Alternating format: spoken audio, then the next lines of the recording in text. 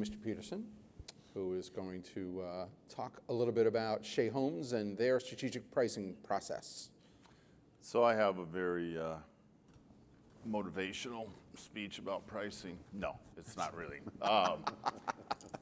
You have all these different products, you're putting them in your home, how do you price them? So this is our kind of secret sauce on how we look at pricing. We're very strategic about it, and I'm going to walk you through all of these steps just a little bit.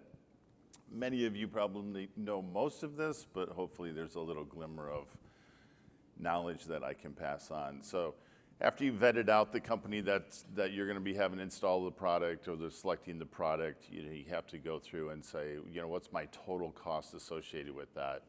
And so, we bring in a whole team, as Avi was talking about earlier, whether it's our frontline team, operations, purchasing group, and sometimes even invite customers in to talk about how do you install the product in somebody's home? And so I'm just going to say a singular product, call it a Ring camera, right?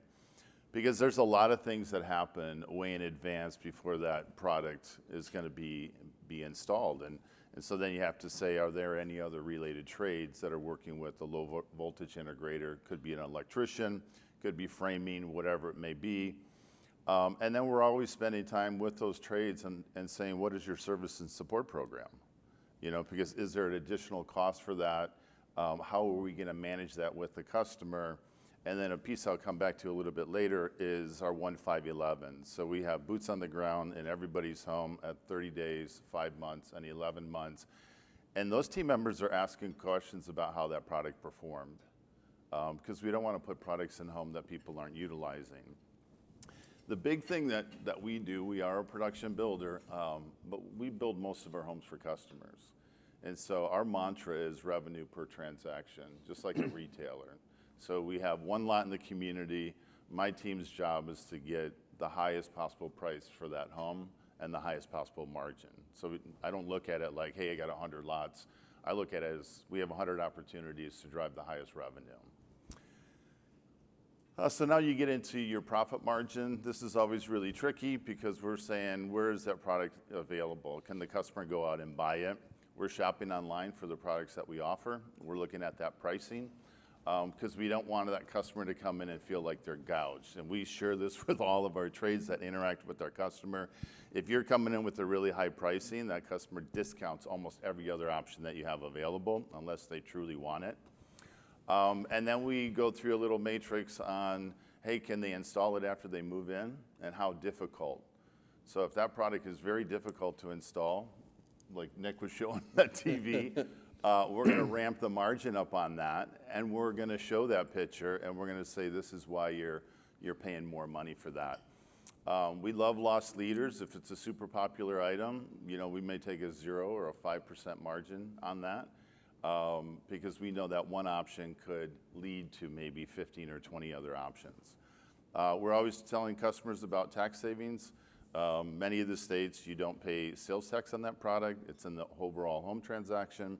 Builder pays that cost, so whatever your tax rate is, we're factoring that into the options that people are looking at. And then financing versus cash with interest rates today, I think finance is about the same as cash. No, I'm teasing, but. And then how do you take a look at options? A lot of times we still go back to a single option. And so we use that single option to make our bundled options look more attractive. So if you wanted 1 camera, here's the price. But if you want 6 cameras, we're going to discount that price because it's easier for the installer to wire 6 cameras instead of 1. And so we bundle like products together. Package options are when we introduce other items. So it could be a media package that comes with the speaker, TV, pre-wires, all that. Internal take return. So this is really crazy. I'll flip through a couple of slides. But most builders, we're very sophisticated data junkies. And we probably take it to a whole new level. But before I talk about that, one thing that we share amongst all of our divisions is this book, More is Less. If you haven't read this book, it's a fascinating book about if you give a customer too many choices, they end up not being happy. And so as you're going down this journey of what to offer, you have to be very careful that you vet out those companies and minimize the options that you offer. For most people in the stills world, the more things I have, the better, and we prove that wrong every single day.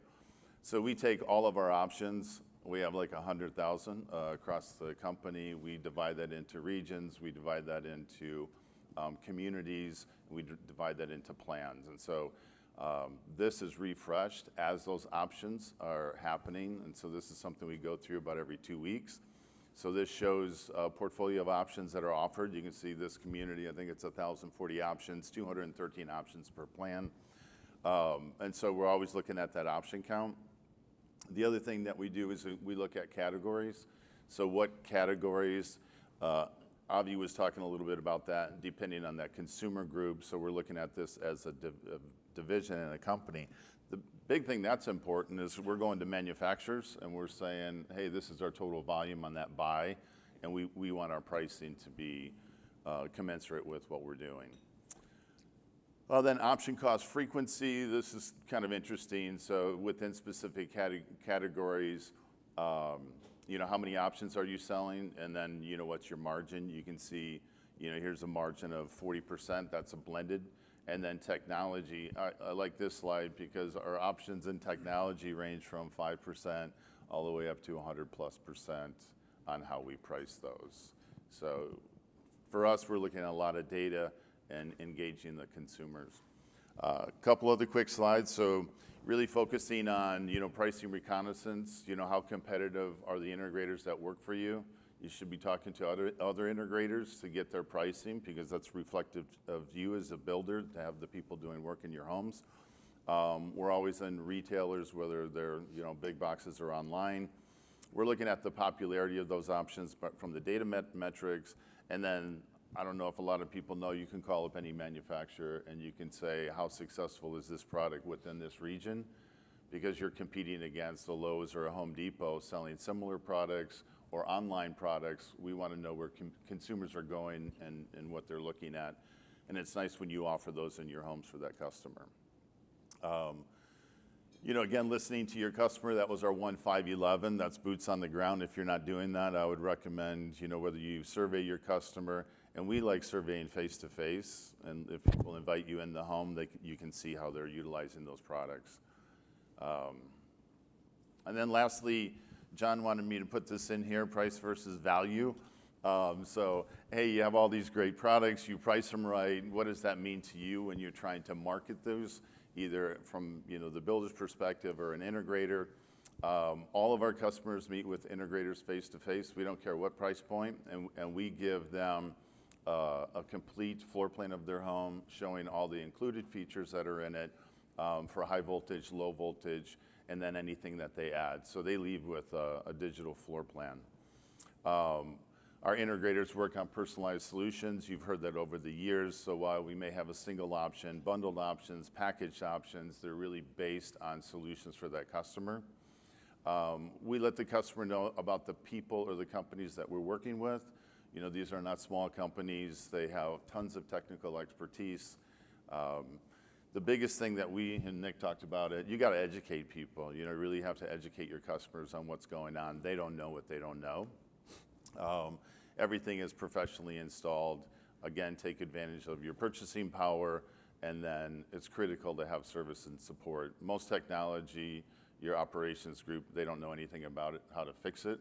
And so we really work closely with our integrators to make sure that during that white glove handoff and even later, you're engaging that customer.